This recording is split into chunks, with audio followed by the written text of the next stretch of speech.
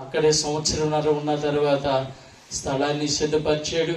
అది చిన్న మందిరాన్ని, పూరి మందిరాన్ని అది ఏర్పాటు చేసుకుని, చిన్న పూరీలను ఏర్పాటు చేసుకుని దేవుని సన్నిధిలో ప్రార్థన చేస్తూ ఉండగా దేవుని మహాకృపను బట్టి దేవుడు మరి అన్ని కార్యాలు జరిగిస్తూ సంఘములో అనేకులు రోగులను స్వస్థత పరుస్తూ గొప్ప కార్యాలు జరిగిస్తూ వచ్చాడు. నేను సేవకు వచ్చి 7వ సంవత్సరంలోనే పాస్టమ్ గారు చనిపోయింది. అప్పుడు ఇసుక జ్వరాలు వచ్చేసినాయి అనమాట. ఆ జ్వరాల్లో పాస్టమ్ గారు చనిపోయింది. ఆ దినాల్లో చనిపోయినప్పటికైనా కానీ మరి ఎంతో నిబ్బరం తెచ్చుకుని దేవుని సన్నిధిలో ప్రార్థన చేసి మరలా సంవత్సరం తిరిగి వచ్చే వారికి మరలా ఈ పాస్టమ్ గారిని మరలా పెళ్లి చేసుకోవటం జరిగింది.